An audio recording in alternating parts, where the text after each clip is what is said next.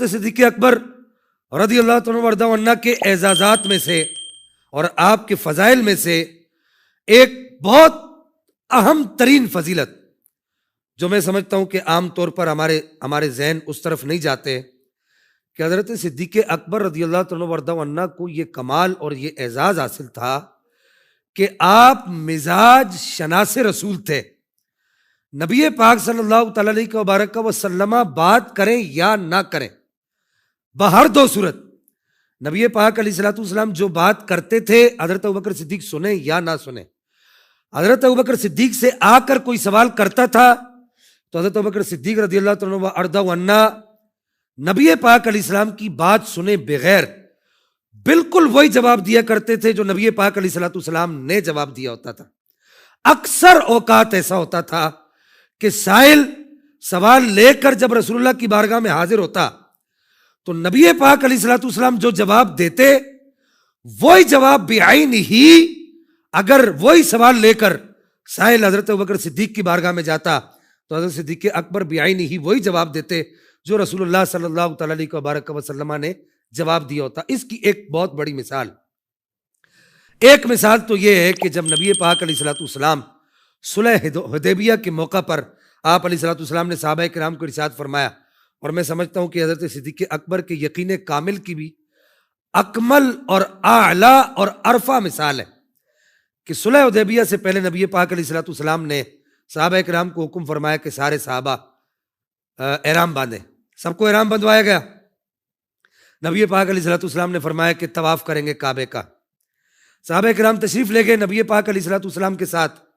حدیبیہ کے مقام پر عروہ بن مسعود ابھی اسلام قبول نہیں کیا تھا، انہوں نے وہ حاضر خدمت ہوئے اور انہوں نے آ کر صحابہ کرام کو روکا اور یہ کہا کہ تم سارے کے سارے بہادر ہو، جنگجو ہو اور جری ہو کہ تم لوگوں میں سے کسی ایک نے بھی اگر نعرہ مار دیا تو تم سب مکے پر قبضہ کر لو گے.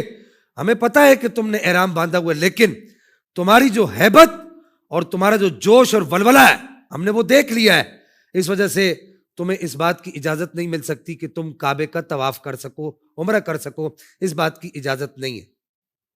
بہرحال صلح حدیبیہ قائم ہوئی، دونوں طرف سے شرائط لکھی گئیں. اس کے بعد کے جو الفاظ احادیث کی کتب میں آتے ہیں وہ بڑے ایمان افروز ہے کہ اب دیکھیے کہ حضرت صدیق اکبر رضی اللہ تعالیٰ وردہ عنہ کیسے مزاج شناس رسول ہے اور آپ کا یقین کتنا کامل ہے، آپ کا عقیدہ کتنا پختہ ہے دین اسلام پر، پیغمبر اسلام پر اور اللہ کی ذات پر.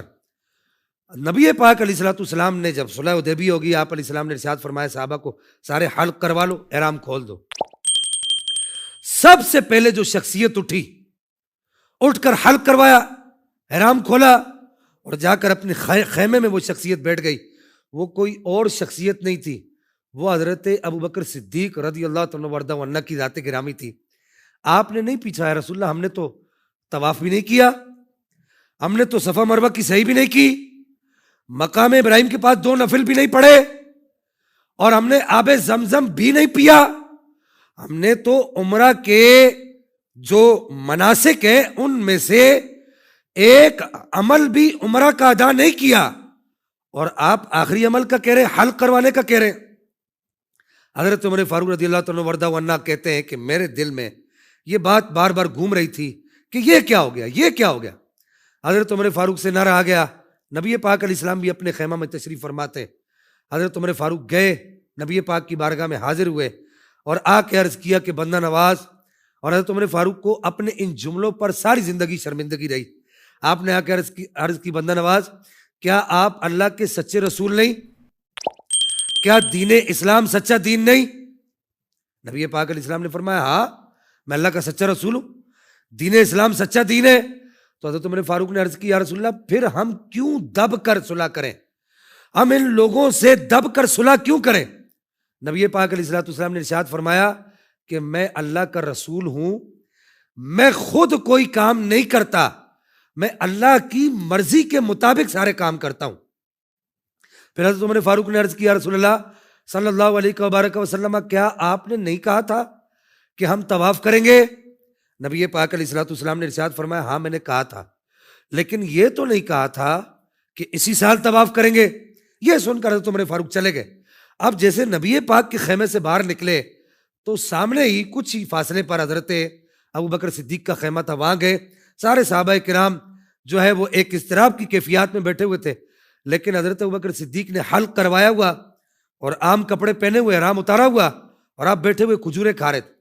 حضرت عمر فاروق کو بڑا جلال آیا اور آپ نے فرمایا کہ ابو بکر، تم یہاں پر اتنے اطمینان سے بیٹھے ہو اور اتنے سکون سے بیٹھے ہو، مجھے اضطراب کی کیفیات بیٹھنے نہیں دیتی، مجھے اطمینان نہیں آتا، سکون نہیں آتا، اور تم یہاں بیٹھ کر کھجورے کھا رہے ہو. کہا کیا ہوا عمر؟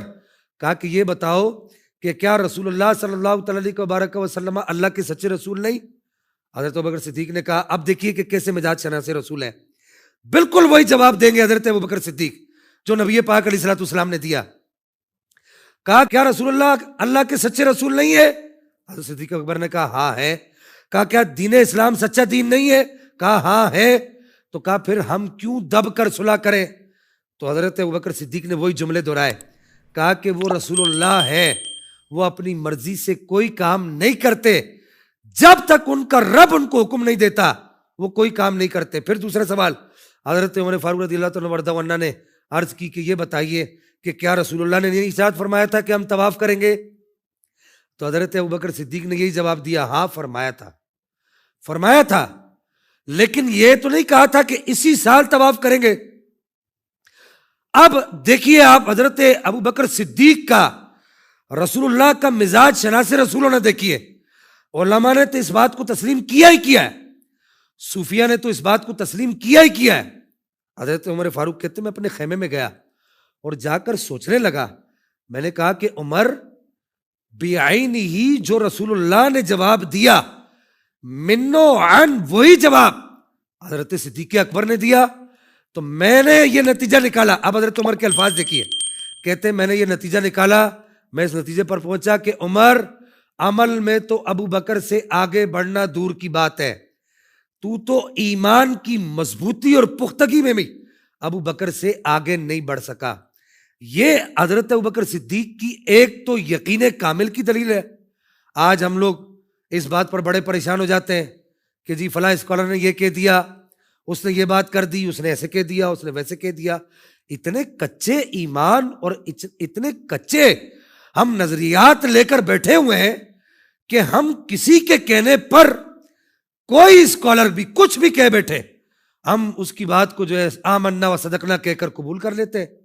اب اس طرف دیکھیے کہ ایک طرف اللہ کے احکام ہے، عمرہ کے احکام ہے، کعبے کا طواف ہے، اور زمزم کے کنویں کا پانی ہے، اور مقام ابراہیم کے پاس نوافل ہے، پھر صفا مروہ کی صحیح ہے. یہ سب چیزیں چھوٹ گئی. نبی پاک نے فرمایا حلق کرو. یہ سب چیزیں چھوٹ گئی، پوچھا نہیں کسی نے. تو یہ کتنا بڑا یقین کامل حضرت صدیق اکبر رضی اللہ عنہ کا. ایسا یقین کامل ہوگا تو اسلام پختہ ہوگا.